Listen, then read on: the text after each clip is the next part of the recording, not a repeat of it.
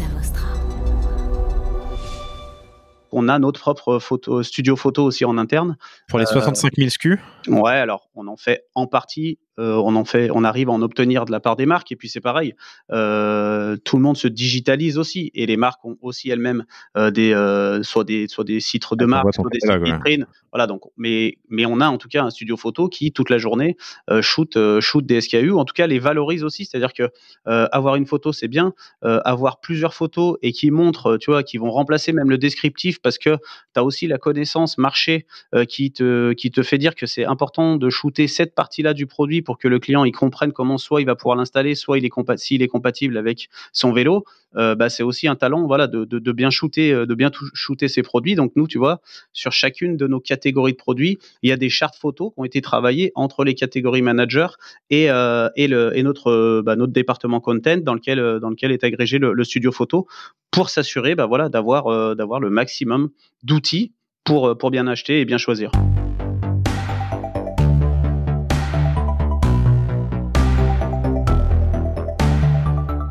Bonjour, vous êtes sur le point d'écouter un nouvel épisode du Panier, le podcast e-commerce dans lequel on décortique les recettes gagnantes des acteurs du commerce en ligne. Mon objectif est de dénicher avec vous les meilleurs conseils et retours d'expérience pour se lancer et progresser dans la vente en ligne. Acquisition, parcours client, outils, plantage, réussite, apprentissage, on abordera ici tous les sujets sans tabou. Je suis Laurent Kretz, cofondateur de Cosa Vostra, agence de conseil tech et créative. Avec la meilleure équipe du monde en conception, créa, dev et contenu, j'accompagne des boîtes de toute taille dans leur stratégie digitale. Contactez-moi sur lepanier@cosavostra.com, sur LinkedIn ou sur notre site cosavostra.com. Bonne écoute.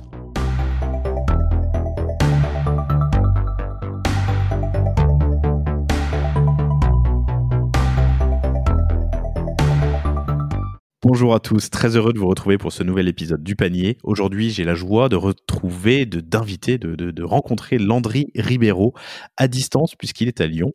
Salut Landry, tu vas bien ? Salut Laurent, je vais bien et merci pour cette invitation. Mais je t'en prie, merci d'avoir accepté. Landry est le directeur marketing and sales de ProBike Shop, qui est un distributeur de vélos et d'accessoires pour vélos, pour cycles en général, je crois, mais tu nous en diras plus dans une seconde, sur Internet, sur le site probikeshop.fr. Alors, j'ai l'habitude de recevoir dans le panier souvent des acteurs plus jeunes dans leur histoire, et là, je suis très heureux parce que Landry a rejoint ProBike il y a 7 ans, en 2013, et à l'époque, la boîte faisait 25 millions d'euros de chiffre d'affaires en ligne. Aujourd'hui, vous avez passé la barre des 100 millions en 7 ans, et je suis impatient de comprendre comment est-ce qu'on arrive à de tels multiples sur de tels volumes. Il est plus facile de passer de 1 à 2 que de 25 à 100. Bienvenue Landry. Eh ben écoute, ravi d'être là, et effectivement de partager cette folle aventure que j'ai la chance de vivre depuis 7 ans, et qui continue et qui risque pas de s'arrêter, parce que l'avenir est encore radieux pour ProBike Shop en tout cas. Alors je vais te dire ce que j'avais dit à Landry avant l'enregistrement et lors d'un premier call avec Olivier, hein, c'est ça, ouais. À qui je passe un grand bonjour. J'avais dit que le site était qu'il y avait des leviers d'amélioration, des axes d'amélioration sur le site assez évidents. Donc je pense que l'avenir effectivement peut être radieux si vous arrivez à suivre la même courbe de progression. Est-ce que Landry, tu peux nous présenter ProBike Shop? On va certainement souvent dire ProBike, mais la marque c'est bien probikeshop.fr. Mais est-ce que tu peux nous faire un petit tour d'horizon de ProBike et de son histoire? Yes, ProBike Shop, ça a 15 ans cette année. Tu vois, exceptionnellement et malheureusement, on n'a pas pu le fêter encore avec l'intégralité de nos équipes pour toutes les raisons qu'on connaît. En tout cas, c'est une boîte qui a 15 ans, qui a été créée par Olivier Rochon, qui est toujours le CEO de la boîte. Donc on a aussi cette chance-là d'avoir le founder, et donc toutes les convictions aussi d'un founder qui nous aide au quotidien pour mener le projet. ProBike Shop a eu plusieurs phases dans son développement. Alors le positionnement, c'est très clairement d'adresser le segment donc du vélo, comme tu l'as expliqué, sur une dimension spécialiste pratiquant, puisque nous on a aujourd'hui, pour donner quelques infos sur nos clients, 75% de nos clients déclarent pratiquer le vélo sous une forme sportive ou de compétition.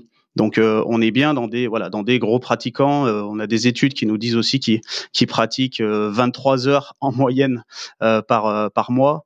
On a aussi pu voir que avec ces périodes de confinement, nos clients avaient toujours énormément envie de pratiquer et donc achetaient des home trainers. Donc en tout cas, c'est bien ça le positionnement. C'est un site spécialiste pour les passionnés de vélo. Donc au début, ça a démarré, je dirais, ça pourrait même être intéressant de rencontrer Olivier, plus pour la partie aussi création peut-être, un peu comme une boîte e-commerce il y a 15 ans, avec des plateformes type OS Commerce, du Google AdWords en direct, tout ce qui se fait un peu en propre, toutes les histoires qu'on a un peu pour habitude d'entendre dans les grandes marques, je dirais e-commerce françaises. Donc Olivier, il a commencé comme ça. Il aimait bien le vélo et il trouvait le segment intéressant justement parce que c'était une niche aussi.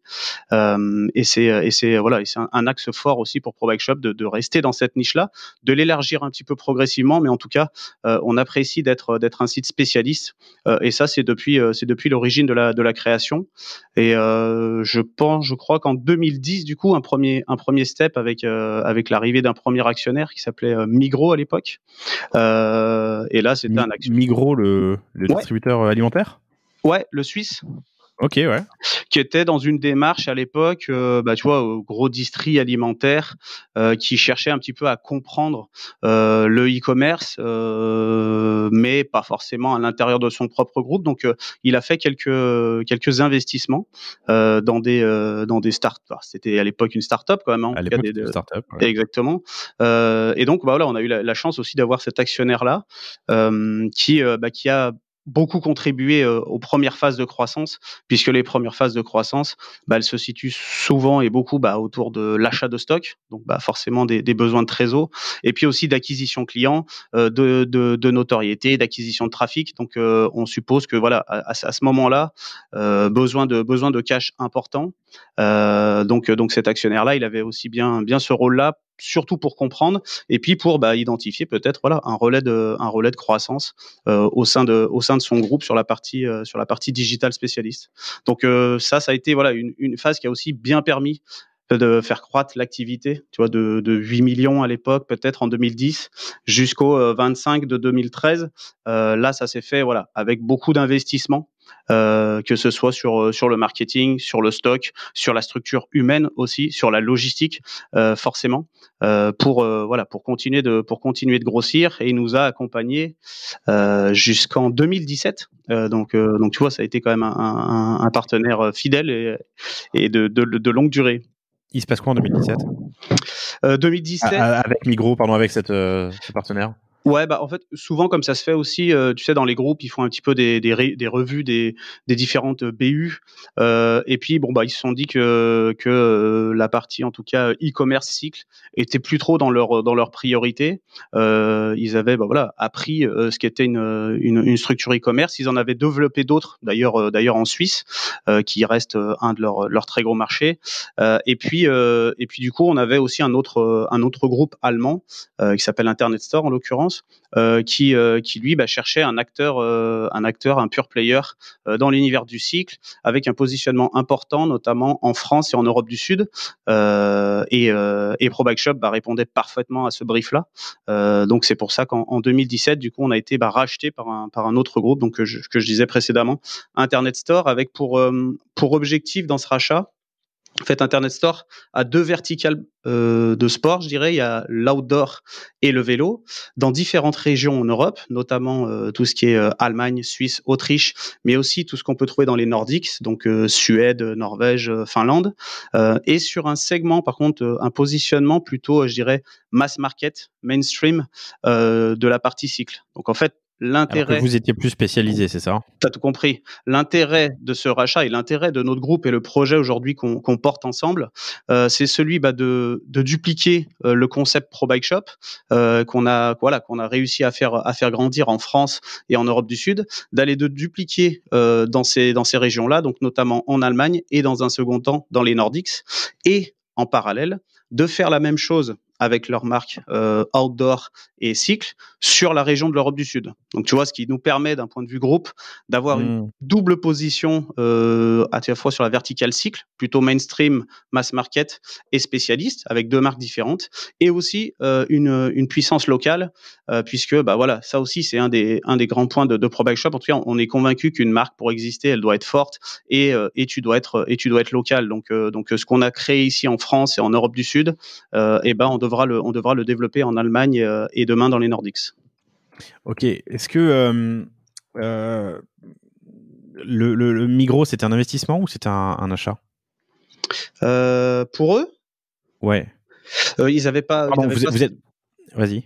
Ils n'avaient pas 100% du capital. Olivier en avait encore à l'époque. Par contre, Internet Store, voilà, c'est un rachat. Donc aujourd'hui, une acquisition, quoi. Okay. Exactement, c'est une acquisition. Pro Bike Shop fait partie du groupe Internet Store.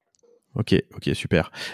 Tu peux nous dépeindre le tableau que tu as trouvé en 2013 quand tu as rejoint la société en termes de distribution, de profondeur de catalogue, de techno?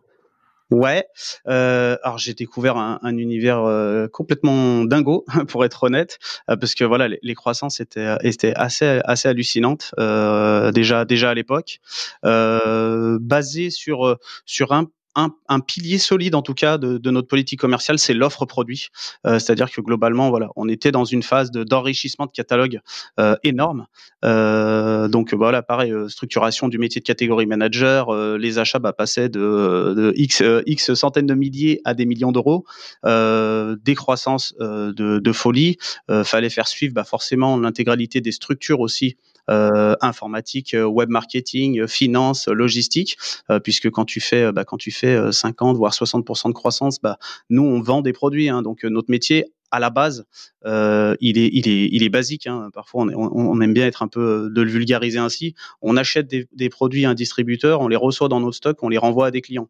Donc dès lors qu'on fait plus de croissance, plus de volume, et c'est toutes ces problématiques là qui sont multipliées par 10. Donc en 2013, c'est l'euphorie qu'on peut connaître dans une start-up avec des très très grosses croissances.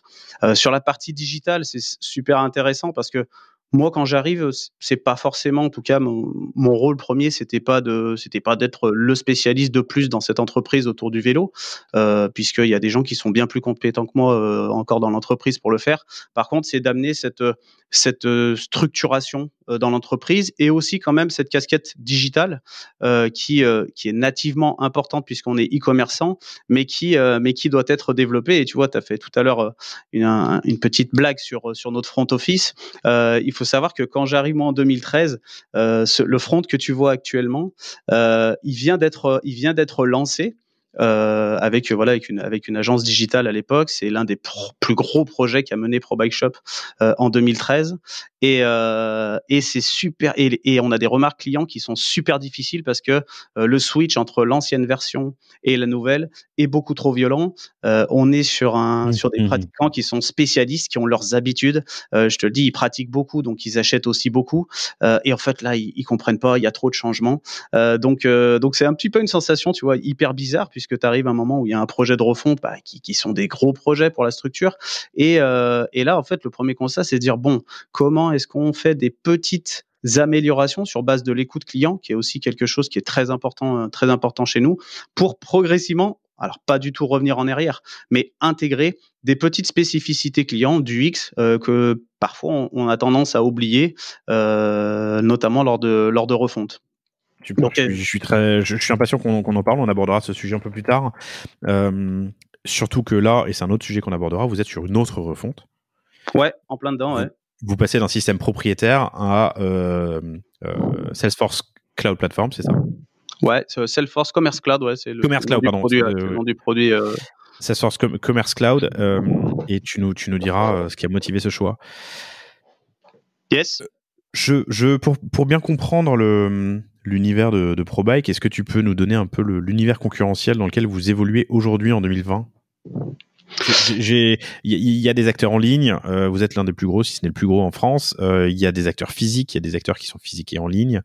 Il y a des spécialistes, des généralistes, il y a des places de marché. Je pense à Amazon entre autres, où je recherchais certains de vos produits que je ne trouvais pas pour la plupart. Mais comment est-ce que vous évoluez dans cet univers concurrentiel et qu'est-ce qui le compose?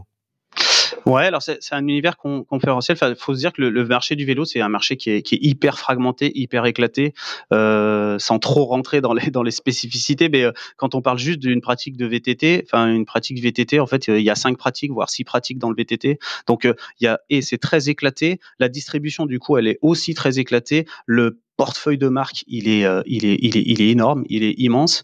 On est sur une cible de passionnés, donc voilà, il y a des gens aussi qui adorent des marques aussi petites ou de niche qu'elles soient, et ils en dérogeraient pas. Donc nous aujourd'hui dans cet univers concurrentiel, et on essaye d'asseoir cette position depuis 15 ans maintenant. Nous on est un spécialiste, on reste un spécialiste, on s'adresse aux pratiquants, et donc on a cette responsabilité, je dirais, de rendre accessible, même si j'aime pas trop le terme, en tout cas, de rendre plus facile l'accès à ces produits qui sont difficiles. Tu vois, tu as pris un exemple où tu n'as pas trouvé certains des produits que nous, on distribue sur des grandes plateformes, parce qu'en fait, il y a aussi un travail de l'ombre qui est autour de la mise à disposition de ce produit que personne ne voit et que voilà, qui n'est pas forcément aujourd'hui un des grands, je dirais, une des grandes stratégies quand on parle de e-commerce, de développement de digital.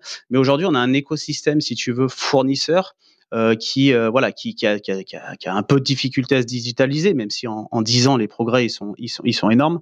Mais en tout cas, notre vraie valeur ajoutée et celui de certains de nos concurrents, c'est de mettre à disposition sur ce marché qui est complexe les produits pour les clients.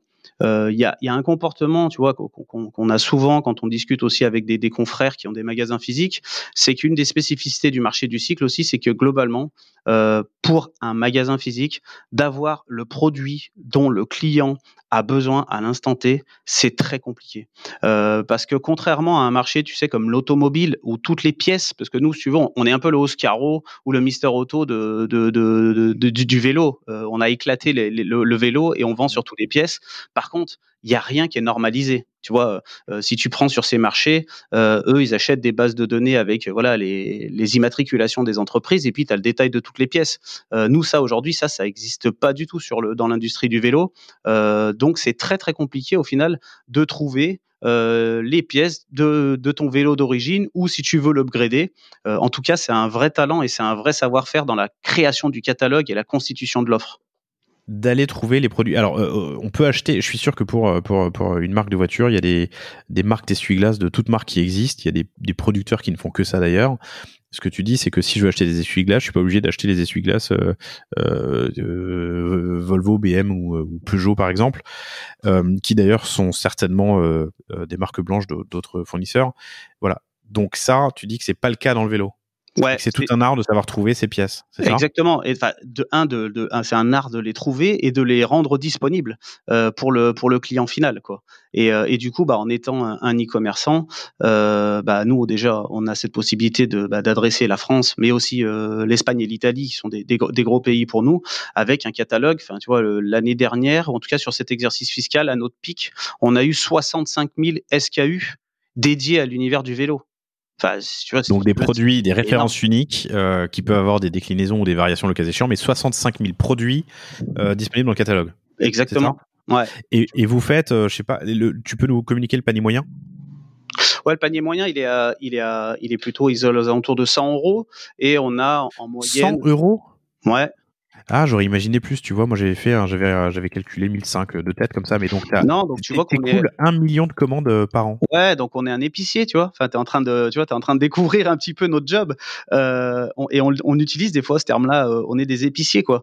On est des épiciers, par contre, sur des volumes qui sont hyper importants. Enfin, voilà, tu fais des calculs assez rapides, tu vois le nombre de commandes. Et si je te dis que dans chacune des commandes, en moyenne, je pense qu'on doit avoir 2,8 voire 3 produits. Bon, tu te rends compte du coup aussi de la nécessité d'avoir une très bonne qualité d'exécution sur la partie supply chain, parce que tous ces produits-là, c'est des produits qu'à un moment donné on a acheté, qu'on a fait rentrer dans notre stock et qu'on réexpédie à nos clients, quoi. Donc il y a beaucoup de flux, notamment sur la partie produits, quoi.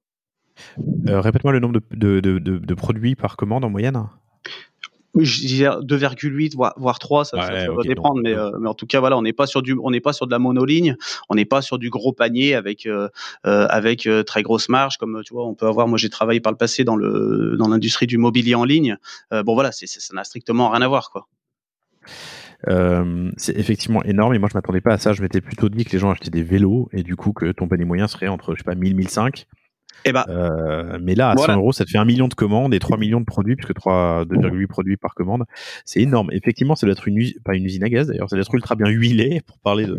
La chaîne doit être bien huilée la chaîne logistique doit être bien huilée. Voilà, c'est Exactement. Et c'est belle pour ça que, métaphore. tu vois, quand on avait préparé un peu ce podcast, je te disais, alors nous, on va être un peu pas un e-commerçant un peu différent, mais oui, en tout cas, nous, on a très rapidement, en tout cas, mis l'accent sur cette qualité d'exécution, sur cette excellence opérationnelle, parce que c'est notre métier qui l'impose, c'est ce que demandent nos clients. Tu vois, chaque année, on fait des études clients. Toujours, ce qui ressort dans le top 3 de leurs priorités, c'est l'offre produit, quoi. Ils en veulent toujours plus. Enfin, et nous, là, aujourd'hui, on est à 65 000. Mais notre prochain step, c'est d'aller à 100 000, quoi. C'est de référencer encore plus de produits pour répondre à encore plus de besoins de ce marché que je te disais, qui est très éclaté, VTT, route, gravel, demain vélo électrique. Enfin, c'est un marché qui est quand même complexe, mais qui du coup offre aussi beaucoup d'opportunités pour un spécialiste. C'est Et hyper c'est ce intéressant qui ce que tu dis. explique, pardon, ce qui explique pourquoi très souvent on a eu cette question, parce que dans notre univers concurrentiel, et ça se fait souvent, on a souvent vu des acteurs ouvrir de nouvelles verticales, tu vois, autour de nouveaux sports, et nous on a toujours refusé parce on est convaincu qu'on a encore plein de choses à faire sur notre propre marché, et on préfère ne pas trop se diversifier, parce que moi j'utilise souvent l'expression à vouloir être partout, on est parfois nulle part. Nous on doit être cette référence sur le marché du cycle, et tu vois, et des opportunités de croissance, on en entend encore des tonnes. Pour faire écho à ta dernière remarque sur je pensais que tu vendais des vélos à 1 500 €. Non, aujourd'hui je vends très peu de vélos, en tout cas. Il faut savoir que la part de marché, T'allais dire trop peu. ouais, trop peu, bien sûr, Ok. parce que aujourd'hui, je dirais, sur le marché global du cycle, si tu veux, qui pèse en France 2,3 milliards d'euros, 65% de ces 2,3 milliards, c'est l'achat du vélo complet. Ok. Donc en gros, moi en gros, aujourd'hui, Pro Bike Shop, on travaille surtout les 35 derniers pourcents. Mais du coup, forcément, on va aller aussi adresser, et on est en train d'adresser depuis plusieurs années, et on a des fortes croissances sur ce segment de produit qui est le vélo. Parce que tu supposes bien que tous les clients qu'on a aujourd'hui qui nous achètent des pièces depuis 15 ans, il y a quand même de grandes chances qu'ils aient un vélo, hein, puisqu'ils achètent des pièces. Donc C'est quoi le demain, taux de renouvellement? sur Combien de temps ça se garde un vélo? ouais, alors encore une fois, on va dire, tu vois, sur un généraliste, tu vois, si on parle de concurrence, voilà, on va parler de Decathlon, Go Sport, toutes ces enseignes-là. Les gens, ils vont peut-être changer une fois tous les 10 ans, je sais pas, 10, 12 ans. Par contre, nous, sur la partie spécialiste, on va être aux alentours de 2 à 3 ans. Et on sait aussi que nos clients, en moyenne, ils ont plutôt 2, voire 3 vélos dans leur garage. Ouais. Le vélo, ça se collectionne. Ouais, voilà, c'est des passionnés, il y a différents types de pratiques.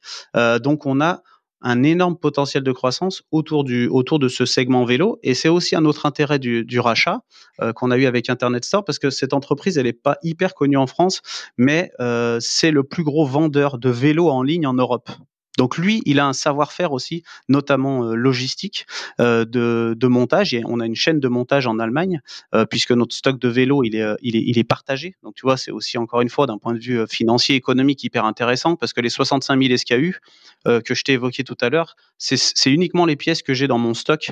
Là, j'irai à Lyon, à Chaponnet. Mais à côté de ça, j'ai la plus grosse offre de vélos complets en marketplace, mais avec un unique client qui est mon actionnaire. Donc, si tu veux animer une marketplace, je dirais presque en interne, déjà en termes de satisfaction, en termes de fluidité, en termes de nombre de clients, c'est un énorme avantage concurrentiel. Alors, merci Landry. Tu es ultra transparent et tu vas très très vite. Alors, tu as dit plein de choses sur lesquelles j'ai envie de revenir. La première, juste pour comprendre, tu as dit que le marché du cycle au sens large en France est de 2,3 milliards. Ouais. Et tu as dit que 65% de ces 2,3 milliards sont 2 tiers de 24, ça fait 16, donc 1 milliard 6 environ, sont des achats de vélos complets, c'est ça? Le C'est reste, ça. c'est de l'accessoire. Exact. Vous êtes très fort sur l'accessoire et t'aimerais remonter sur le marché complet. Donc, sur le vélo complet. Donc, t'as effectivement une belle courbe de progression là-dessus, c'est ça? Exactement. Ok. Et c'est une stratégie, si tu veux, qu'on développe depuis déjà depuis 2-3 ans. Et la part de marché, tu vois, du e-commerce il y a 3 ans sur la partie vélo, parce qu'on a des études qui sont intéressantes sur le marché. Elle était à 4%. il y a 3 ans, l'année dernière, elle est montée à 9%. Donc, tu vois, on est déjà Et cette en année, train, j'ose même pas imaginer l'accélération avec le Covid. voilà, tous ces chiffres, ils sortent en avril de chaque année. Donc, effectivement, on est tous très curieux d'attendre les résultats de l'étude en avril 2021 dans le contexte 2020. Ouais, tu as raison. Je fais une parenthèse, mais vous avez connu une accélération, j'imagine. Alors, si je vois si je me fie aux rues de Paris où les vélos ont été multipliés, je sais pas, par 3 ou 4 au feu rouge pendant et après le Covid, enfin après le Covid, pardon, surtout, vous avez connu une accélération, j'imagine. Ouais, carrément. On a subi une grosse accélération depuis le mois de mai aussi, en lien avec beaucoup de choses. Mais encore une fois, en lien aussi avec la puissance de notre catalogue et la disponibilité des produits, et bien entendu le fait qu'on soit digital. Sur la partie du vélo, tu vois. Quand je te dis qu'on est un site spécialiste, oui, on fait aussi des ventes d'opportunités pour tous les gens qui se déplacent à vélo pour aller au travail, par exemple. Mais l'urbain, tu vois, c'est 4% de mes volumes. Donc, oui, c'est très bien et c'est de l'opportunité. Et forcément, pour nous, on parle de développement, on parle de potentiel de croissance. Par contre, malgré tout, moi, je reste un acteur qui sait très bien s'adresser aux pratiquants spécialistes. D'ailleurs, les néophytes, souvent, qui viennent un petit peu sur nos titres, et ça a peut-être été ta réaction aussi, c'est de dire waouh, ça me paraît un petit peu compliqué quand même ce catalogue à appréhender. Donc oui, on a profité en tout cas de forte croissance, mais encore une fois, surtout parce que on a un catalogue qui est énorme et qu'on s'attache toujours à le rendre disponible pour nos clients, à l'enrichir et à le mettre à dispo le plus rapidement possible aux clients. Ok, alors je rebondis sur plusieurs choses, je reviendrai ensuite sur le stock, mais effectivement, en arrivant sur le site, alors on voit qu'il date un peu, hein, je suis... Ouais, t'as raison. Voilà. Et effectivement, il n'y a rien qui m'onboard. J'arrive directement sur une série de produits. Il n'y a pas une grande case qui dit urbain, BMX, VTT, route, balade, pour ensuite aller vers des catégories plus fines et me permettre un parcours de découverte. Mais vous le verrez vous-même, chers auditeurs, en allant sur probikeshop.fr. Je reviens aussi sur un autre point que tu as abordé, que je trouvais, je voulais creuser. 65 000 références sur le site, vous voulez monter à 100 000. Tu m'as dit aussi un peu plus tôt, si je fais mes calculs, en fait, vous expédiez 1 million de commandes par an, avec 2,8 millions de produits par commande, ça fait 3 millions de produits expédiés par an. Tout ça, une partie est en stock, une partie est en commande directe auprès de la marketplace, c'est ça? Alors, non, sur les 65 000 SKU, c'était bien les 65 000 SKU en stock. Ah oui, alors, non, d'accord, c'est bien ça, pardon. 65 000 refs en stock. Ouais. Il faut un sacré partenaire. Quand je te dis qu'on est un épicier, c'est que ça va de la visserie à des paires de roues, en passant par un porte-vélo, un casque, un short, des chaussettes. Donc tu vois une diversité aussi dans la typologie de produits qui est hyper importante. Et ouais, c'est un très c'est un des très gros efforts d'un point de vue logistique, c'est clair, et d'efficacité opérationnelle. Et ce que nous avons en marketplace, c'est tout le stock de vélos. Donc ça, c'est aussi un autre avantage, c'est que prendre en stock des vélos, ça coûte très cher. Pareil, en termes de référencement, aujourd'hui, on a un catalogue produit qu'on doit encore enrichir sur la dimension marque de vélo, et ça fait partie des stratégies. Mais on a déjà aujourd'hui, voilà, alors c'est sans être trop prétentieux, mais je pense l'un des plus beaux catalogues de vélos en ligne en France et Europe du Sud. Attention, je parle sur mon segment, c'est-à-dire que si tu vas comparer avec l'offre de Cdiscount, il y a peut-être plus de vélos dans la catégorie vélo de Cdiscount, mais moi, je suis pas dans une lecture de vélos de supermarché, sans vouloir dénigrer ces produits. Mais en tout cas, nous, on est plutôt sur des produits d'une meilleure qualité, qui s'adressent soit à des pratiquants plus réguliers, intensifs. Voilà, on est sur un autre segment de vélo, quoi. Et sur ce créneau-là, on a le plus beau catalogue aussi de vélos complets. Pour comprendre les ratios, il y a combien de refs de vélos complets? Il y a combien de SKU de vélos complets qui sont du coup sur la partie marketplace? Ouais, j'aurais dû réviser mes chiffres. Là, comme ça, je te dirais une connerie, mais notre catalogue, il est énorme. Je sais pas, on doit avoir plus de, je sais pas, 3, 4, 5 000 modèles. Donc après, mais ça reste que 5% du... D'accord, mais ça fait que 5% du SKU du total. Oui, tout à fait. C'est juste pour avoir un ordre de grandeur. Ouais, bien sûr. Il faut un sacré partenaire logistique. C'est vous qui faites. Comment est-ce que vous êtes organisé? Ouais, bah ouais, forcément, très gros morceau aussi, tu vois, que j'ai peut-être un peu oublié dans l'histoire. Quand tu dis parlais de 2013, bah, les histoires de croissance e-commerce avec des déménagements, tu sais, tous les tous les 2 ans, à un moment donné, c'est toujours trop petit. Donc là, oui, ça fait maintenant plusieurs années, je dirais, 4 ou 5 ans, qu'on est, sur un site logistique, qui est donc voilà, avec notre propre logistique, qui est composé de plusieurs milliers de mètres carrés. Et qu'on adresse voilà avec nos propres équipes. Donc oui, il faut un super partenaire logistique. En tout cas, c'est nos équipes. C'est un vrai cœur de métier, tu vois, qui je Donc trouve c'est un fait en peu interne. parfois oublié. Ouais, tout à fait. C'est un métier à part entière, c'est étonnant, ça a toujours été fait en interne? Alors, avant, ça a été sous-traité, mais vraiment au tout début. Je dirais depuis, bah moi en tout cas depuis que je suis là, on l'avait toujours en interne et je pense que la migration, elle a dû être faite 1 an avant. Donc tu vois, ouais, depuis 2012, je pense 2012-2013, on l'a en interne. Ouais. C'est intéressant parce que, comme je le dis, c'est un métier à part entière. Il y a des gens qui ne font que ça. Mais expédier 1 million de commandes par an, ça vous place, je suis sûr que ça vous place dans le top 20% des logisticiens au final en France ou des warehouses en France. Ouais, c'est possible, c'est possible. Et ouais, je te le dis, c'est un vrai talent. C'est beaucoup d'énergie forcément.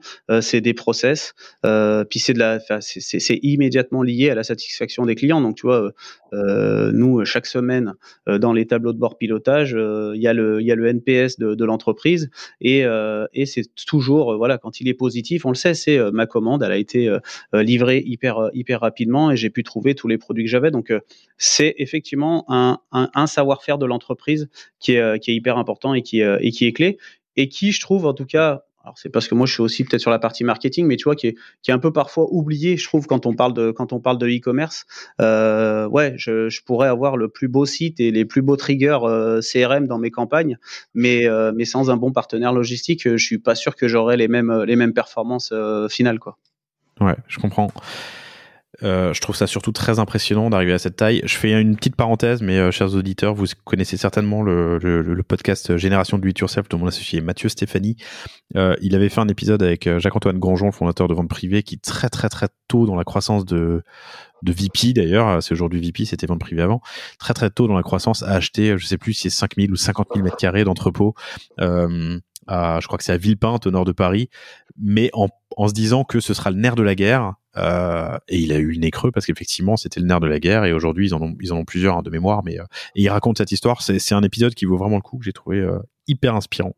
Yes. Et que j'ai écouté du coup aussi, forcément, Ah ben voilà. à titre perso, parce que ça fait aussi partie d'une des références qu'utilise souvent Olivier, notre CEO, sur des choses voilà plus simples ou basiques, je dirais, comme on parle de logistique, mais on avait le même sujet autour de la photo, tu vois, parce qu'on a notre propre studio photo aussi en interne.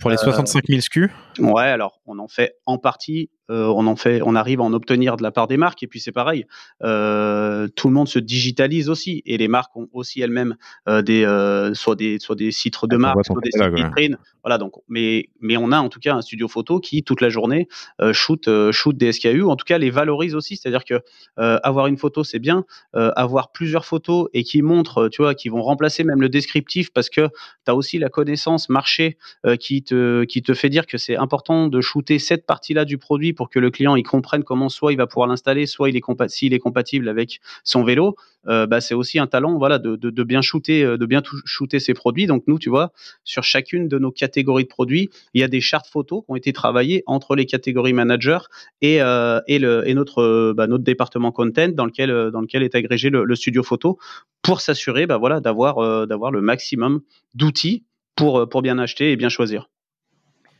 Hyper intéressant, et je prendrais ça comme premier conseil si tu avais un insight à donner. Alors, c'est évident, mais en même temps, c'est important de le rappeler. Savoir valoriser sa fiche produit avec une charte photo, une bonne description et faire travailler les équipes ensemble, c'est ça. Les équipes contenu, les équipes rédaction, les équipes photo. Du coup, tu imposes ta charte à tes fournisseurs? On essaye, ouais, on essaye. Et quand on n'y arrive pas et que c'est vraiment bloquant, ça nous arrive, en tout cas, ça arrive à des catégories managers de faire des demandes de shooting parce que, bah voilà, ce qu'on essaye d'obtenir de la part de nos fournisseurs, ça nous va pas, ou en tout cas, on considère que ça va pas nous permettre de vendre, et donc on essaie de le faire. Ça fait forcément partie des choses qu'on essaye de faire, voilà, travailler nos fournisseurs avec nous dans ce sens-là. Mais ça nous arrive de le faire aussi, en direct et tout seul parce que c'est hyper important, quoi. Ok. Merci. Je reprends le fil, pardon. Est-ce que s'approvisionner sur 65 000 produits, sachant qu'il y en a 3 millions qui sortent chaque année, vous avez une équipe de combien d'acheteurs ? Alors on a toute cette partie achat, elle est drivée par 2 métiers, catégorie manager, donc que tu peux associer à ce que tu dois dire autour de l'acheteur. Ouais. Voilà, donc là c'est parce qu'il y a aussi la notion de création de gamme et de connaissance produit qui est quand même plutôt hyper importante pour nous. Donc là dans les savoir-faire métiers, on est bien entendu sur des métiers d'acheteurs, mais aussi de connaissance du marché pour pouvoir sélectionner, travailler avec les meilleures marques du marché. Et ils travaillent en binôme avec des appros qui sont qui eux accompagnent les cadencements, réalisent les réassorts et animent les fournisseurs pour qu'on soit livré en temps et en heure et dans les volumes dont on avait défini avec la structure achat. Donc ouais, c'est un gros pan de métier. Aujourd'hui, en nombre de personnes, on doit être pas loin de 30 personnes si on regarde ces deux briques là. Ok, 30 personnes sur la partie catégorie manager et appro. Ouais. Ok. Et tu vois, pour faire un petit clin d'œil, et on a recruté notre UX manager en février dernier, tu vois, pour te donner un petit peu... Le premier UX manager, c'est ça ? Ouais. Au bout de 15 ans. Ouais. Alors, et au bout de 100 millions de CA. Alors, je tire le trait, et ce que je dis, c'est que lui, il arrive avec cette vraie composante UX. Oui, vous avez déjà une sensibilité avant. Olivier, en l'occurrence, tu vois, qui était notre directeur marketing et communication, qui a une très bonne sensibilité digitale. Mais ce que je veux dire, la fonction même du UX, chez nous, elle est encore très récente. Mais qui exprime bien ce que j'ai essayé de t'expliquer autour d'avoir bien identifié la clé du marché et la nécessité en fait de travailler à fond sur ce catalogue, bien entendu en ayant des standards e-commerce qui sont quand même qui sont là. On peut avoir un discours critique sur notre front, c'est sûr, mais on a quand même les standards e-commerce, ils sont là et tous les jours il y a des milliers de personnes qui passent des commandes. Donc voilà, mais c'est plus pour placer le curseur, tu vois, sur un peu sur les priorités et sur où est-ce qu'on a aussi investi d'un point de vue humain, quoi, dans les 15 dernières années, quoi. Ok, c'est hyper intéressant parce que j'allais te poser cette question justement qui est à quoi tu attribues ce beau succès jusqu'à présent. Tu l'as dit un peu plus tôt, je pense qu'il faut savoir, je dirais même oser, il faut savoir ou oser être un spécialiste et offrir le meilleur catalogue aux produits, la meilleure profondeur à tes usagers, même si l'expérience n'est pas la meilleure qui soit. Voilà. Mais tu m'as dit tout à l'heure que vous les avez quand même un peu bousculés, vos acheteurs, en 2013, lors de cette dernière refonte. Ouais, nos clients, ouais, forcément, ouais. Et puis, on a fait des petites optimisations, mais tu vois, mais on n'a pas fait un rollback, quoi. Et puis c'est comme tout, quand tu as des gens qui sont, on n'aime pas trop changer les habitudes. Donc oui, il y a eu en tout cas, mais ce que je veux dire, je te l'ai raconté parce que c'était plutôt criant pour moi de me dire, oh, wow, c'est complètement fou, tu vois. Et du coup, ça montre aussi un autre aspect autour de la marque et de sa communauté. Moi, j'en avais fait déjà des projets de refonte.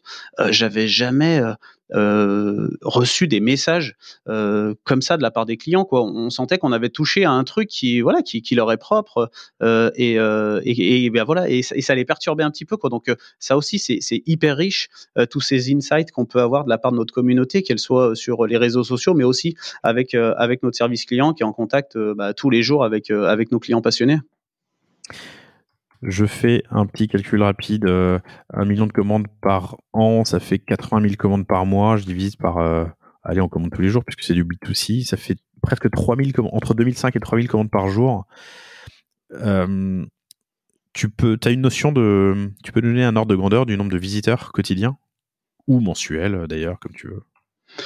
Alors je t'avouerais qu'il bouge pas mal parce que tu vois sur les 10 derniers, je pense sur les 10 derniers mois on a battu plus régulièrement le trafic jour, notamment tu vois ce qui était marrant à la sortie au moment de l'annonce du déconfinement en mai dernier, un dimanche comme ça, tu vois, et sans ah ouais, notre plan marketing était habituel, mais ce que je veux dire, on n'était pas à la TV où il s'est rien passé, et on est venu taper le record de trafic qui était le précédent, c'était au Black Friday de l'année d'avant, quoi. Donc tu vois, on est en train, voilà, et je crois qu'on l'a battu il y a 2 semaines, et on suppose que là, on devrait le rebattre dans les prochaines semaines. On sait pas trop quand, pour le coup, pour être honnête, mais ouais, c'est aussi forcément le trafic, c'est aussi quelque chose qui grossit, et en levier d'acquisition, ou en tout cas d'acquisition de trafic, tu vois, encore une fois, pour dire, quand on travaille aussi le moyen long terme, la profondeur des catalogues, tes contenus. Nous, notre premier driver, tu seras pas surpris quand je te dis ça, que ça va être c'est le SEO, en fait. Donc encore une fois, quand tu as un segment de marché qui est en train d'exploser, que tu as des positions qui sont fortes, solides, et que tu maintiens sur la partie SEO, et ben tu fais mathématiquement, tu vas aller chercher 30 à 40% de trafic sans, pour le coup, augmenter tes budgets marketing, je dirais, immédiatement, quoi. Comment vous le travaillez du coup, ce SEO? Pareil, en fait, alors c'est plutôt toujours internalisé. Notre plateforme, nous, c'est un produit homemade aujourd'hui. Donc voilà, on a fait voilà tous les basiques, je dirais, SEO. On a un service aussi contenu, tu vois, qui est pareil, qui est là depuis toujours, quoi. Chez Probac Shop, donc on crée aussi beaucoup de contenu. Nos fiches produits, c'est ce que je te disais, elles sont aussi, on les veut riches et qualitatives. Donc en tout cas, on investit de l'énergie là-dessus, et on se fait parfois accompagner avec des agences sur la partie SEO pour maintenir l'existant, ou prendre des positions, tu vois, un petit peu plus fortes sur des gros mots clés, quoi. On travaille les deux, à la fois la longue traîne et à la fois les gros mots clés sur lesquels tu sais que tu vas pouvoir aller chercher du volume, quoi. Les gros mots-clés, c'est drôle. Je me mets en fenêtre anonyme dans google.fr, je tape KitCable dérailleur, et vous êtes effectivement premier, j'ai pris ça au hasard, KitChain dérailleur. Vous êtes pas loin derrière. Ouais, un peu plus loin quand même. C'est intéressant. Effectivement, le SEO, c'est un travail de longue haleine, et c'est ce qu'on dit souvent dans ce podcast, hein. Il faut le commencer le plus tôt possible. Faut même le commencer avant de créer sa boîte, tu vois. Nous, on a régulièrement des entrepreneurs qui viennent nous voir et qui veulent lancer un produit, le temps qu'ils fassent leur plateforme de marque, qu'on développe le site, qu'on commence à disons, le lancement, il va se passer 6 mois, 1 an. Je leur dis, commencer dès à présent du contenu. Ça peut être une newsletter, ça peut être un podcast, ça peut être des articles, mais pour travailler ce futur SEO, et surtout l'aura autour de la marque. Clairement, sinon tu n'auras pas d'autre choix que d'investir énormément en marketing pour essayer d'émerger, quoi.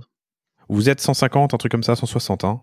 Ouais, on a dû passer les 200 là, je pense. D'accord, il faut mettre le site à jour. Ouais, sur 200 personnes, il y a combien de personnes qui sont au contenu? Contenu. Oui, ouais, tu vois. ils doivent être, je sais pas, 7 ou 8. Ok. Donc tu vois, ce que je veux dire, c'est que c'est quand même, tu vois, c'est pas anodin, tu vois, on n'a pas 2 rédacteurs, quoi. On en a plusieurs. Ils créent beaucoup de fiches produits, mais ils créent aussi des guides conseils. Dans toute cette partie création, on a aussi voilà, une stratégie aussi autour du social et de la communauté, qui fait qu'on crée beaucoup d'autres contenus, qui soient vidéos, photos, tutoriels. Donc ouais, le métier aussi, voilà, autour de la création de contenu, c'est un pilier important pour Probac Shop, parce que on se positionne, comme je te le dis depuis le début, comme un spécialiste, et on diffuse aussi cette expertise. L'idée, c'est pas juste de la garder entre nous, nous spécialistes. Et puis d'ailleurs, les clients les plus spécialistes, ils ont besoin de conseils, mais pas non plus énormément. Donc nous, on a cette expertise-là, et on doit la mettre à disposition de nos clients, au service de nos clients, pour qu'ils puissent pratiquer leur sport passion, quoi. Donc le SEO, un premier levier d'acquisition. Sur la partie social, j'imagine que vous avez un nombre, enfin sur 1 million de commandes annuelles, j'imagine qu'il y a beaucoup ce sont principalement des passionnés, ou en tout cas des connaisseurs. Comment est-ce qu'on les touche sur les réseaux sociaux? On les touche, Facebook, un petit peu Insta, mais pas tant que ça. Facebook, YouTube notamment. On sait que c'est des gros carrefours d'audience pour nos pratiquants. Et puis après, c'est aussi l'avantage des spécialistes. On a encore, tu sais, de la presse spécialisée, ou en tout cas des sites qui sont spécialisés sur ces contenus-là. Nous, on fait très peu de communication, tu vois, méga mass market, parce qu'on aurait beaucoup de déperditions. Ouais. Donc on va commencer à le faire progressivement, parce que voilà, notre taille aussi nous l'impose, et si on veut continuer de grossir, on sait qu'on doit s'ouvrir un petit peu plus. On sait aussi que sur l'achat d'un vélo complet, on peut aussi élargir cette cible-là. Donc on va être amené à le faire progressivement, mais à aujourd'hui, ça se fait, je dirais, de manière assez naturelle, parce que on est encore dans notre écosystème vélo qu'on maîtrise, si tu veux, naturellement assez bien et qu'on connaît assez bien. Et puis après, sur la partie sociale, tu vois, on est accompagné, ça fait 2 ans maintenant par une agence, pas forcément sur la partie communauté, puisque là, tu vois, nous, on a notre ADN, on a nos propres contenus, donc ça, on sait plutôt comment leur parler. Mais par contre, pour tout ce qui est social ads, et c'est un des leviers qui grossit le plus rapidement, je dirais, en prog d'investissement, et qui sera amené à prendre une part de plus en plus importante dans nos canaux d'acquisition. Ok, tu as un volume de dépenses, un montant de dépenses pour nous donner un exemple, un ordre de grandeur? Sincèrement, je te dirais une bêtise là comme ça. Ok, alors je J'ai pas réponds pas. révisé tous mes chiffres, donc plutôt que de dire une connerie, non, je pourrais pas te dire. Et donc le plan sur les social ads, c'est d'aller les chercher sur Instagram, Facebook, ailleurs. Ouais, c'est ça. Quel âge il a votre acheteur? Alors Votre acheteuse, pardon. ouais, non, plutôt notre acheteur, effectivement, t'as touché plutôt juste.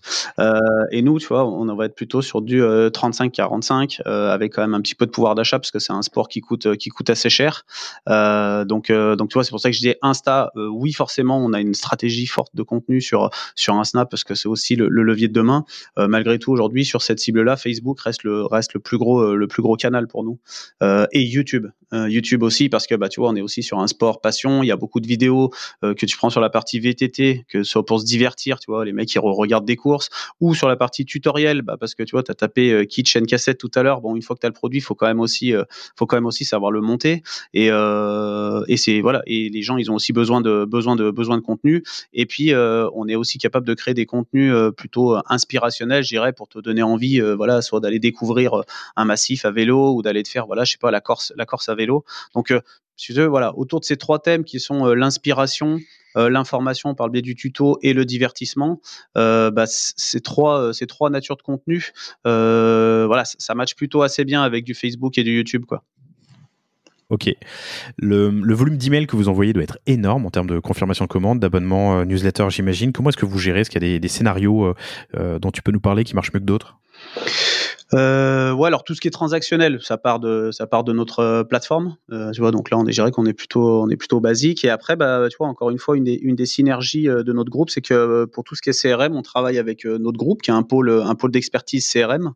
Donc en gros, c'est un peu notre agence interne. Et là, on va se créer, voilà, des scénarios, tu vois, panier non validé, relance abandonniste, client dormant, et la prochaine anniversaire. Et surtout, ce qu'on est en train de travailler, ce qu'on souhaiterait projeter, c'est des triggers. Tu sais, tu as acheté ton vélo, on sait globalement sous X combien de temps tu dois, ou tu peux changer tes pneus, ou tu peux faire une révision, ou ça serait bien que tu nettoies ton bike, ou ta chaîne et ta cassette. Et du coup, voilà, l'exercice, ça va être de traduire cette connaissance marché et comportement conso en trigger marketing, pour faire des campagnes hyper pertinentes. Ok. Ça veut dire que par catégorie ou par type de produit, tu peux avoir des scénarios spécifiques, c'est ça? Ouais. Qui du coup sont liés à l'usage. J'achète un vélo, a priori dans 3 ans je change, et j'achète une chaîne, dans 6 mois a priori il faut la graisser, c'est ça? Exactement, tu as compris. La clé Ok. d'entrée, elle se fait beaucoup sur le produit. Puis après, on a aussi des comportements, tu vois, les clients qui n'ont pas acheté depuis X semaines. Alors, j'ai plus les triggers en tête, mais on leur fait, il y a des relances automatisées pour les inviter à revenir nous voir, les remercier quand ça fait, voilà, 1 an de plus qu'ils sont avec nous. Donc voilà, il y a aussi après, tu vois, des triggers qu'on pourrait retrouver, je dirais, sur l'ensemble des marchés, quoi, sur des campagnes CRM. Ça existe depuis quand, et est-ce que ça a eu quel effet ça a eu sur le CA? Ou la visite surtout d'ailleurs? Ouais, plutôt côté, on le voit surtout côté analytics. Tu vois, on a lancé il y a pas si longtemps que ça le panier non validé, tu vois, aussi fou que ça puisse paraître aussi, tu vas me dire. Et on voit, ouais, sur la partie trafic, OK, notre brique CRM, elle vient reprendre un petit step et un petit grain. Ça reste encore aujourd'hui, malgré tout, un levier qu'on doit encore mieux exploiter chez ProBike Shop. Donc, ça doit peser. Franchement, je dirais encore une fois une bêtise si je te donnais le pourcentage exact des leviers d'acquisition de trafic. Mais le CRM, c'est en tout cas dans nos stratégies de développement futur parce que il y a de la matière. On a des consos qui achètent et qui achètent fréquemment. On a des produits et des scénarios qu'on sait construire. Maintenant, il faut les traduire d'un point de vue métier, quoi. Ok. C'est hyper intéressant, ça mériterait un épisode à part entière, mais je te propose qu'on passe à la suite. Il y a un sujet que j'aimerais bien aborder avec toi, on en a parlé en préparation et dans l'intro, c'est la migration vers cette nouvelle plateforme, Salesforce Commerce Cloud. Qu'est-ce qui a motivé ce changement ? Ouais, plusieurs choix. Tu vois, enfin, je t'ai beaucoup dit qu'on a fait beaucoup, enfin même jusqu'à en tout cas à l'heure à laquelle je te parle, on fait beaucoup en interne. On fait tout. Notre BO aujourd'hui, notre front, notre logistique. Alors pas le WMS, mais en tout cas quand même la logistique, c'est en interne. Notre service client, c'est en interne. On a la finance, on a les RH. Attends, juste une seconde. WMS, c'est le Warehouse Management Pardon. System, c'est le système de gestion de ton stock et où sont les SKU, voilà, c'est ça, c'est le système de gestion de ton stock et ta warehouse. Effectivement. Mais donc si tu veux, ce que je veux dire, c'est qu'on a beaucoup d'outils en interne. Tu vois bien, voilà, c'était aussi, et c'est un des enjeux qu'on a depuis 10 ans maintenant, c'est d'accompagner l'ensemble de ces outils aussi avec des standards métiers dans chacun des métiers qui évoluent. À un moment donné, tu peux pas non plus investir de partout. Et là, du coup, c'est poser la question sur la partie front office. On a aussi encore une fois l'opportunité d'être adossé à un groupe qui a aussi des moyens, qui lui a engagé des premières migrations sous cette plateforme-là. Et du coup, aujourd'hui, c'est une plateforme qui va pouvoir aussi accompagner encore mieux notre développement futur, qui se veut encore très important sur des outils qui sont standards. Donc tu profites aussi d'évolution, je dirais native. Je dis souvent à mes équipes, c'est quand même plutôt une Lamborghini quand même, hein, le produit qu'on va avoir ici. On a énormément d'ambition autour, tu vois, de modules de recommandation produits. Enfin, toutes ces choses-là aujourd'hui, on les a dans des documents Word. Par contre, après les mettre en prod avec tes propres équipes, à un moment donné, tu peux pas non plus être de partout. Donc c'est un des choix qui a été fait.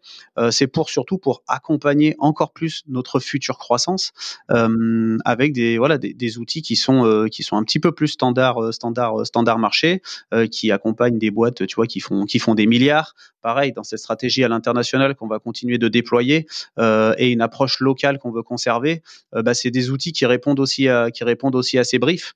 Donc voilà, on va commencer par cette migration-là. C'est l'un des plus gros projets qu'on va être amené à mener là dans les 18 prochains mois. Et les motivations, elles sont surtout pour continuer de croître comme on a pu le croître jusqu'à présent dans des environnements qui sont solides et stables, quoi. Alors j'entends ces choix. J'ai l'impression que souvent on passe plutôt d'un module sur mesure ou sur étagère à un développement propre. Je trouve étonnant de faire le chemin inverse à votre taille, surtout que ça veut dire qu'il va falloir un peu adapter vos process aussi. Alors, on peut faire du sur-mesure avec Commerce Cloud, évidemment, mais il y a quand même pas mal de choses qui sont sur étagère, qui différeront parfois d'un pixel et parfois dans le process carrément fonctionnel de vos process actuels. Tout à fait. Il y a une conduite du changement du coup en interne sur le. T'as tout compris. Effectivement, notre BO va rester, donc notre back office va rester maître. Tu vois, si tu veux, c'est lui qui va toujours envoyer les informations à Salesforce. Par contre, effectivement, dans les process métiers, ça va changer des choses. Donc, tu vois, on aime aussi utiliser l'expression transformation digitale, qui est aussi d'actualité pour une entreprise comme la nôtre, malgré le fait qu'on soit une entreprise nativement digitale, parce que quand on migre ces outils-là, on va migrer la plateforme, ça va être visible pour les clients, mais ça a aussi des impacts sur l'organisation. On en est bien conscient et on va faire en sorte, en tout cas, de les driver. Et on peut se faire confiance, en tout cas chez ProBike Shop, qu'on va faire tout ça sans trahir, en tout cas, notre ADN. Et il y aura du spécifique à faire et on se battra pour le faire et pour le maintenir, que ce soit pour nos clients, soit pour nos équipes, parce qu'on est convaincus et on sait que c'est comme ça qu'il faut le faire, quoi. Pourquoi Salesforce ? Ouais, alors là, bonne question. Bah, c'est quand même un outil, quand même, voilà, c'est l'outil du marché. Je remets aussi en perspective avec mon groupe qui est aussi lui-même, qui est un groupe très international aussi. Je crois qu'il y a, je te dirais peut-être une connerie, mais il y a au moins 40 shops différents qui tournent chez Internet Store. Donc, Ok. donc Salesforce, c'est une réponse hyper adaptée, tu vois, pour faire des rollouts ou ouvrir des nouveaux shops pour voilà, en Finlande, en Norvège, en Suède. Donc voilà, j'étais pas spécialement dans l'appel d'offres du produit, mais voilà, je comprends très bien ce choix et c'est Mais cette volonté. c'est un appel d'offres groupe ou c'est un appel Ouais, d'offres France? non, c'est groupe, Oui, d'accord. Donc c'est tout le groupe qui va passer sur Salesforce Commerce Cloud. tout à fait. Bah, Alors eux, ils ont déjà félicitations. engagé leur transfo Ouais. et ils ont déjà migré une partie de leur shop, mais on n'a pas encore fini et puis maintenant c'est à ProBike Shop d'y aller. Ok, intéressant. J'ose pas imaginer, nous qui en faisons beaucoup, on est bon, mais ça prend du temps, les migrations qu'il va falloir mettre en place, les historiques de commandes, les SKU, le WMS. Bah, du coup, le WMS, il est intégré ou vous prenez Non, nous, vous le Salesforce, changez? il va faire vraiment juste notre front, hein. Ça va être c'est notre front après. Tout ce qui est BO, ça reste chez nous. Combien de temps tout le projet? Entre le moment où on se dit on va changer et le moment où ça devrait être live? Bah, on en reparlera peut-être dans plusieurs mois alors. Oui, non, mais pardon, combien de temps vous avez planifié, excuse-moi. Vous avez commencé il y a combien de temps et vous prévoyez de finir quand? C'est ça Tu vois, bah, tout à l'heure, juste avant là, j'étais sur un workshop sur la fiche produit. Donc, tu vois, on est encore juste dans les workshops voilà, pour maqueter, pour définir les fonctionnalités. Donc, on est encore au début du projet. Sincèrement, on sait qu'on en a, je pense, parce qu'on a plusieurs shops hein, aussi. On a la France, mais on a l'Espagne, on a l'Italie, on a la Suisse, on a la Belgique, on a le Portugal, on a l'Allemagne. Donc, tu vois, il y a aussi des rollouts à faire dans chacun des pays. Donc, je pense qu'on aura fini l'ensemble des boutiques et des pays, je sais pas, entre 18 et 24 mois, je dirais. Super projet. Ça doit être passionnant, c'est un gros morceau à attaquer. J'imagine qu'en plus les synergies avec la maison mère Internet, comment elle s'appelle? Internet Store, ouais. Alors, ça Internet aussi, Store doivent être importantes et j'imagine qu'il faut déjà les prendre en compte pour des mises en place ultérieures. bah, carrément. Intéressant. Écoute, dernier point que j'aimerais bien aborder avant toi. Je vérifie mes notes pour savoir si j'en ai oublié, mais je crois pas, on a fait le tour. Si, je voulais te poser une question tout à l'heure. Alors, je reviens un peu en arrière, mais vous avez une équipe de test? Tu sais, Decathlon, par exemple, se fait fort d'avoir tout un département de test produit ou de création produit. Est-ce que vous avez quelque chose d'équivalent? Alors nous, on a des ambassadeurs, Ok. on a des ambassadeurs internes et des ambassadeurs externes qui peuvent aussi faire ce rôle de bêta-testeur. Ils font aussi ce rôle de communicant. Ils font aussi un lien avec la communauté. Donc voilà. En cela, j'ai l'impression que ça répond après en partie à la question. Après, nous, on conçoit pas de produit, hein. Donc Oui, j'ai bien compris. Mais tu dois quand même, pour avoir ça à 65 000 références, j'imagine parler à des centaines de marques et du coup, t'assurer qu'une vis Ecali ou je sais pas, un tracker GPS marche correctement. ouais, carrément. Ouais. La question que je me pose, c'est à partir de quelle taille tu mets ça en place dans ta croissance. Au début, tu fais, c'est le fondateur, les associés, j'en sais rien, les premiers employés qui le font. Il y a un moment où il faut industrialiser le process pour être sûr que les produits que tu reçois ont été validés par quelqu'un. Je me demandais à partir de quelle taille dans ta croissance, tu mets ça en place. Ouais, alors nous on le fait aussi. Bah après, tu utilises des outils. Tu sais, nous on travaille pas mal avec Bazaar Voice aussi, qui est un outil de notation produit. Tu le connais Ouais, sans doute. ouais. Et ça nous arrive parce que bah oui, tu l'as compris quand même, 65 000 SKU. Bah ça nous arrive d'avoir des produits qu'on a référencés, qu'on pensait bons pour le marché ou qualitatifs. Par contre, avec des reporting de notation qui aussi sur nos volumes arrivent assez rapidement. Bah voilà, ça nous arrive aussi de déréférencer des produits, de les renvoyer à des fournisseurs ou voilà, de dire bah écoutez les gars, non désolé, ça respecte pas nos standards de qualité et regarde, c'est les clients qui le disent. Donc voilà, ça te permet aussi d'utiliser des outils qui remontent des data globales pour faire des bons choix sur ton référencement. Ok, intéressant. Comment est-ce que vous intégrez du coup ces retours utilisateurs? Je vois des avis en ligne, mais il y a aussi une équipe dédiée au SAV, j'imagine également. Ouais, carrément, bah, notre service client, ouais, forcément, qui est aussi lui aussi qui est intégré, hein, bien entendu, tu l'auras supposé, avec deux typologies de métiers, hein, aussi une composante technique pour certains, tu vois, ceux que tu évoques là, faire du service après-vente sur des produits techniques, forcément, il faut savoir de quoi on parle et quand en plus on a 65 000 références, tu imagines pas le nombre de cas et de difficultés que tu pourrais rencontrer.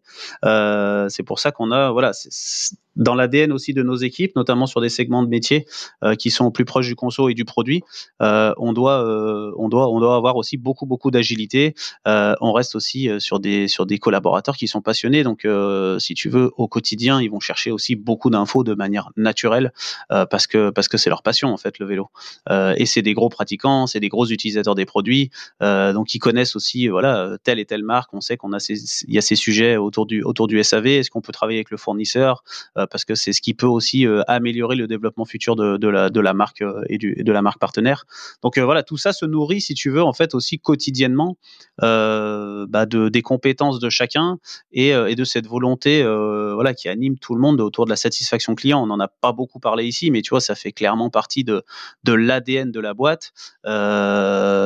Et notre Olivier, le CEO fondateur, c'est quelqu'un qui regarde encore tout ça de manière très très très importante, la satisfaction des clients, quoi. Et quand il y a des points de friction, on va remonter un petit peu le process dans la boîte pour voir comment ce malheureux client peut-être qu'on a mal servi là, il y en ait pas d'autres à l'avenir. Très intéressant. Ce dernier point que j'aimerais bien aborder avec toi avant qu'on se quitte, parce que ça fait déjà 1 heure qu'on se parle, c'est la distribution. Vous faites... c'est marrant parce que nous, on conseille à tout le monde de ne pas réinventer la poudre, d'utiliser les acteurs qui existent pour faire ce qu'ils ne savent pas faire en interne, de prendre des plateformes sur étagère. Alors, vous allez le faire maintenant, mais vous, ça a été complètement l'inverse. Et depuis le début, vous avez internalisé énormément de services, disons, ou d'expertise qu'on pourrait externaliser. Ouais. Et clairement, et tu vois, dans les enjeux, alors tu vois, nous on a beaucoup parlé de marketing et de vente parce que c'est mon domaine, je dirais de prédilection. Mais tu vois, à l'échelle d'une boîte comme la nôtre, et si on prend un petit peu plus de hauteur, c'est une vraie difficulté. En tout cas, c'est un vrai challenge qu'on relève quotidiennement avec l'ensemble de nos managers et de nos équipes. C'est il y a beaucoup de choses en interne. Les exigences des clients, elles sont toujours plus importantes. Il y a toujours plus de volume. La gestion des priorités, c'est forcément toujours un sujet d'entreprise. Et malgré tout, on doit tous évoluer à peu près à la même vitesse parce que on a un métier d'e-commerçant qui est quand même assez global. L'autre fois, tu vois, j'en plaisantais, ou en tout cas, je rigolais avec ma RH, Mathilde, pour lui dire, regarde la diversité des métiers qu'on a dans l'entreprise. C'est assez important en fait, et on s'en rend pas bien compte. Mais quand on fait la liste de tous les métiers, donc de tous les savoir-faire qu'il faut adresser, ils sont hyper importants, quoi. Ils sont hyper importants et surtout hyper nombreux, quoi. Donc forcément. Pardon, vas-y. Non, ce que je dis, c'est que forcément, c'est plus compliqué que voilà, une autre entreprise qui pourrait être monométier, ou qu'en tout cas qui a fait le choix d'avoir une seule compétence et de très bien l'adresser, quoi. Clairement, c'est un enjeu en interne de savoir gérer toutes ces compétences, et du coup, d'un point de vue RH, d'un point de vue paie, d'un point de vue croissance, formation, même carrière d'ailleurs. Mais bien sûr. C'est d'autant plus de spécificité à gérer que d'avoir principalement, je sais pas, des marketeurs et un prestataire qui fait le SAV, un prestataire qui fait le warehousing, la logistique, ainsi de suite. Exactement. Donc, dernier point que j'aimerais aborder, puis on terminera gentiment cet enregistrement. La distribution, ça peut être abordé rapidement d'ailleurs, mais j'avais reçu il y a quelques mois, je ferai un catch-up avec lui d'ailleurs, le fondateur Thomas de Snow Leader, qui avait qui est donc un distributeur en ligne, ils ont leur propre marque aussi qui distribue sur leur site, et ils ont rapidement commencé à ouvrir des boutiques avec l'objectif d'en ouvrir pas mal en fin 2020 et début 2021, j'imagine, maintenant avec le Covid. Vous n'avez aucun point de vente physique en dehors d'un concept store, c'est ça ? Ouais, on a ouvert notre premier concept store, on appelle l'ambassade à Lyon, et ça fait un petit peu plus d'un an maintenant. Donc là, on l'a encore une fois internalisé. J'utilise bien le mot concept store parce que c'est aussi un outil, si tu veux, marketing et de branding pour la marque Pro Bike Shop, parce que ce concept store, il a plusieurs rôles. Bien entendu, bien servir les clients en local, mais en l'occurrence donc à Lyon parce que ce produit est à Lyon, mais aussi créer beaucoup d'événements. On a créé énormément d'événements avec nos marques partenaires au sein de l'ambassade. Un petit peu moins cette année, tu l'auras compris pour le contexte, mais en tout cas, c'est Évidemment. l'ADN, c'est l'objectif de ce projet-là, pour être encore plus proche de notre communauté et de diffuser aussi l'ensemble de ces contenus et de ces events qu'on va faire avec nos marques partenaires autour des réseaux sociaux. Après, on a quand même des réponses physiques. On a des magasins partenaires qu'on appelle les Pro Bike Shop Service Center. On en a 300 en France aujourd'hui et c'est plutôt je dirais des détaillants. Donc c'est pas des chaînes, c'est plutôt des détaillants avec qui on a un partenariat. Dès lors qu'on peut avoir, par exemple, je sais pas, un problème SAV avec un client, ça peut nous arriver, que c'est plus intelligent de renvoyer le client auprès de notre partenaire. Il va lui réparer. Notre partenaire va nous envoyer la facture de la prestation de service qu'il a eu pour le client. Et lui, le client, il a eu un contact physique. Il a eu aussi un expert à l'atelier qui lui a soit réparé son vélo, soit redressé une patte de dérailleur, par exemple. Donc, on a quand même cette approche, je dirais, omnicanale au travers d'un réseau de magasins partenaires. Il n'a pas notre nom, il n'est pas franchisé, mais on a 300 magasins en France avec qui on travaille quotidiennement, en tout cas fréquemment, ces sujets-là. Ok, compris, intéressant. Ça a pour pas mal de boîtes accéléré leur développement au final d'avoir des boutiques physiques parce que ça crée une sorte de légitimité. Il y a un accès grand public, il y a moins quand on est que en ligne. Mais je trouve intéressant ce développement jusqu'ici sans être passé par cette case. Allez, on va gentiment atterrir. Qu'est-ce que je peux te souhaiter pour 2021 ? Quels sont vos principaux enjeux dans l'année qui vient ? De la boîte ou de toi sur tes équipes, par exemple ?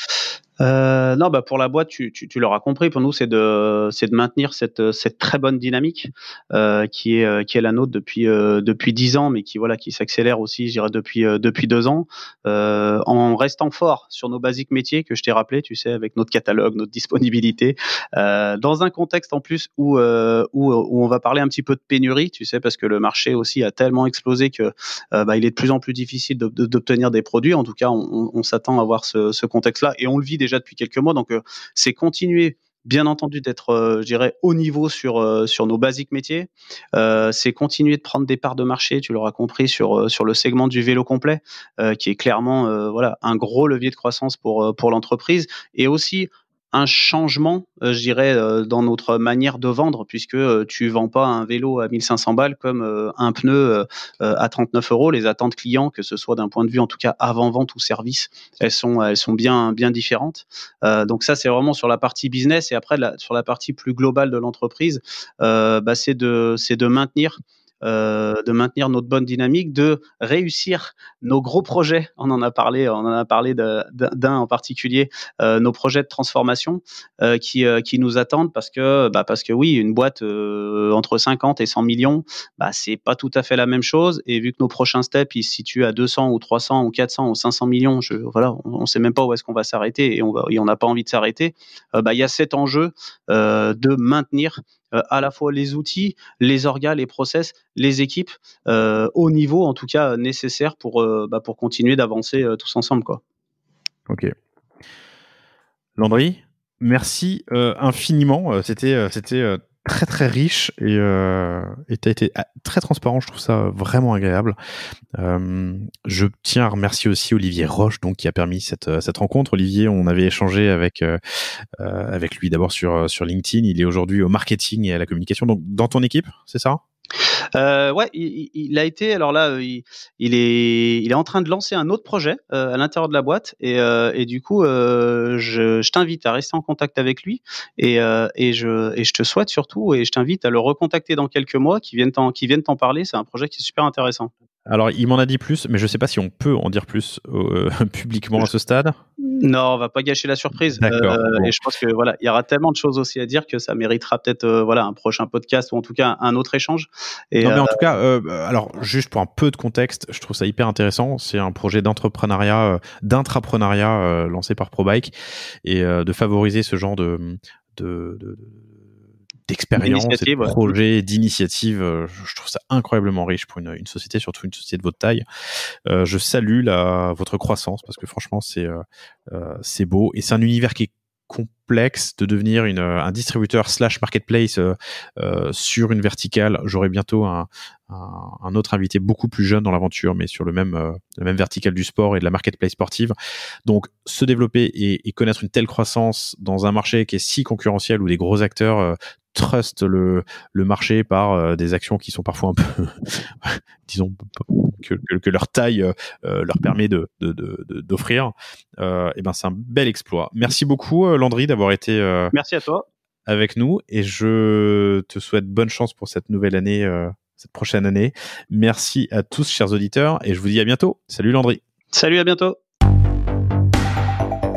Merci d'avoir écouté cet épisode du panier. J'espère qu'il vous a plu. Si c'est le cas, et même si ce n'est pas le cas, abonnez-vous pour ne rater aucun épisode. Parlez-en autour de vous et laissez-moi un commentaire sympathique sur Apple Podcast. C'est ce qui m'aide le plus à remonter dans les classements. N'hésitez pas non plus à le partager à chacun de vos contacts dans le business. Chaque nouvel auditeur intéressé est une victoire. Si vous avez besoin d'un accompagnement tech et créatif, que ce soit pour votre site internet, votre stratégie de contenu ou d'inbound marketing, n'hésitez pas à me contacter à l'adresse lepanier@cosavostra.com. À bientôt.